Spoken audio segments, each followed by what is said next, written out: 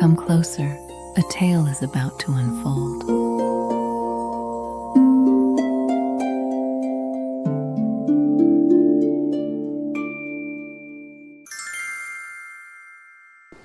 It was the heart of winter. Vast, silent flakes of snow drifted endlessly from the sky, covering the world in cold, white stillness.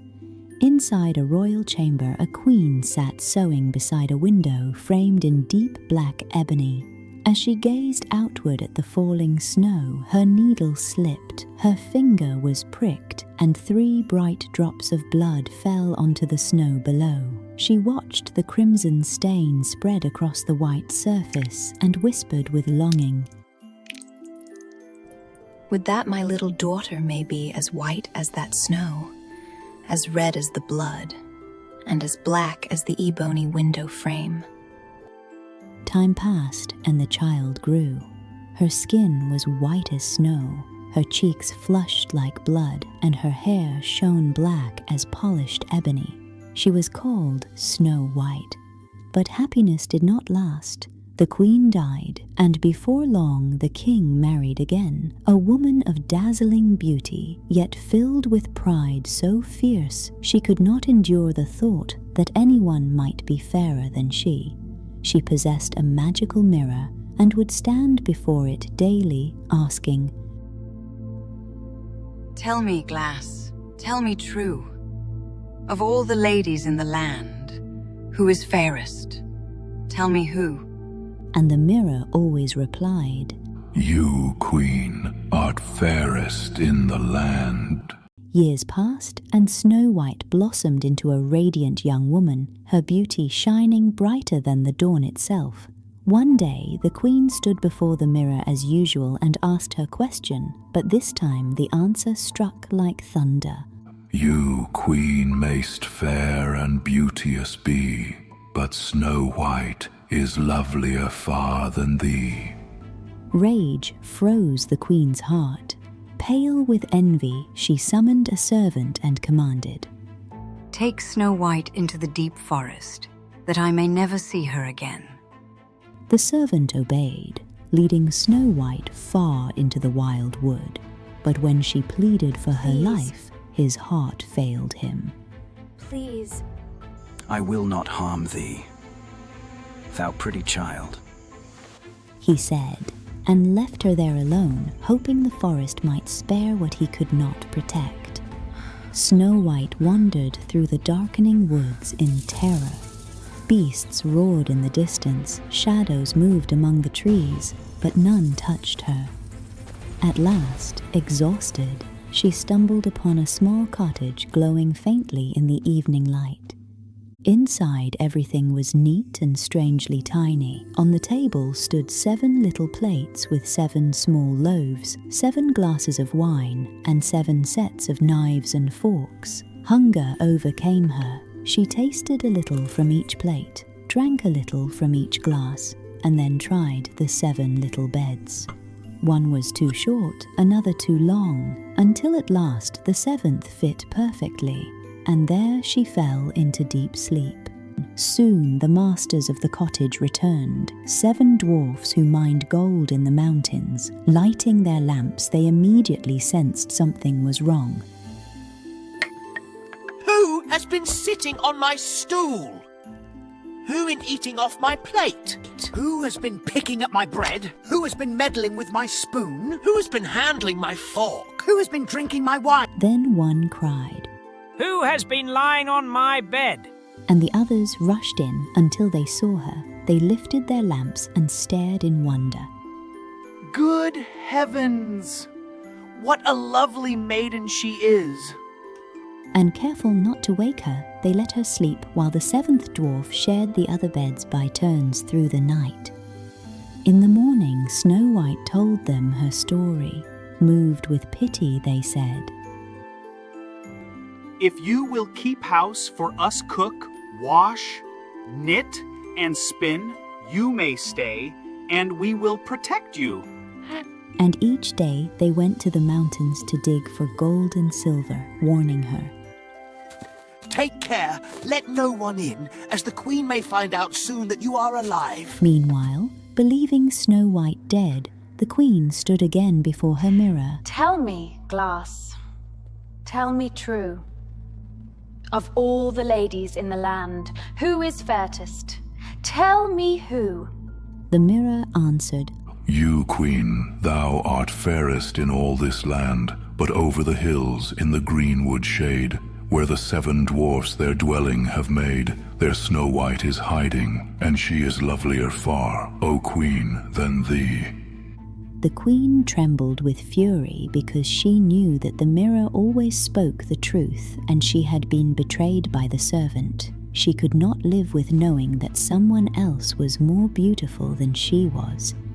Disguising herself as an old peddler woman, she climbed the hills to the dwarf's cottage and knocked. Fine wares to sell. Snow White, seeing only a harmless old woman, opened the door. How badly your stays are laced, the stranger said sweetly. Let me fix them. She pulled the laces tighter, tighter, until Snow White lost her breath and fell as if dead. But the moment the dwarfs returned, their hearts froze. There lay their faithful Snow White upon the floor, pale and motionless, as though life itself had fled from her.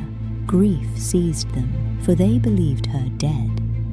But the dwarfs rushed to her side and carefully lifted her up, searching desperately for what had happened. Soon they discovered the cruel truth, the tight lace bound around her body. Swiftly they cut it loose, and after a tense moment that seemed to stretch forever, a faint breath returned to her lips. Color slowly crept back into her cheeks, and before long Snow White opened her eyes and came to herself again.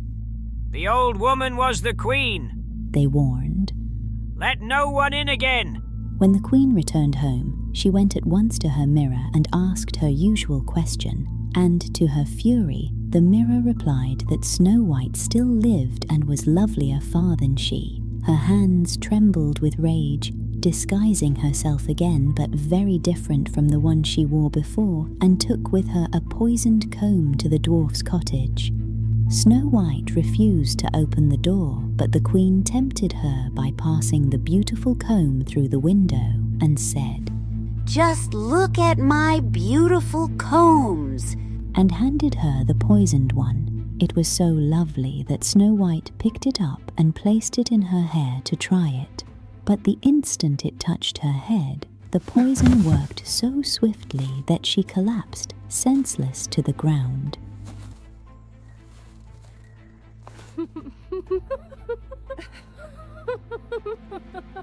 Fortunately, the dwarfs returned unusually early that evening. When they found Snow White lying on the floor, they quickly guessed what had happened and soon discovered the poisoned comb. As soon as they removed it, she revived and told them everything that had occurred, and once again they cautioned her not to open the door to anyone. Yet when the evil Queen returned and questioned the mirror again, the same answer came back. Snow White still lived. Then the Queen's anger turned cold and deadly. Snow White shall die, she swore, if it costs me my life. Mad with rage, the Queen prepared a final trap, a poisoned apple, red and shining, deadly on only one side. Disguised again, she crossed the hills to the dwarf's cottage and knocked at the door. Snow White leaned out of the window and said, I cannot let anyone in, for the dwarfs have forbidden it. As you wish, replied the old woman. But at least take this lovely apple as a gift. I dare not accept it, Snow White answered. You foolish girl, what are you afraid of? Do you think it is poisoned? Look, eat one half, and I will eat the other, said the woman.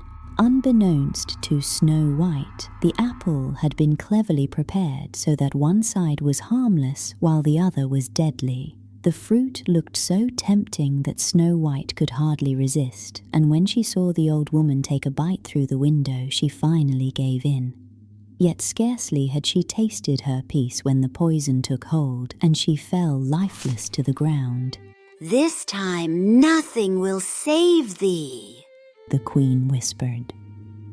At last she stood again before the mirror. Tell me, glass, tell me true. Of all the ladies in the land, who is fairest? Tell me who. And the mirror answered, You, queen, art the fairest of all the fair. Hearing this, her envious heart filled with dark satisfaction, for she believed at last that Snow White was gone forever. When the dwarfs returned, no breath stirred Snow White's lips.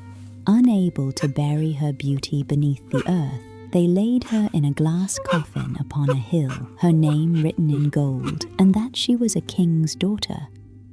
Birds came to mourn her, owl, raven, and dove, and long she lay there, unchanged as though only asleep.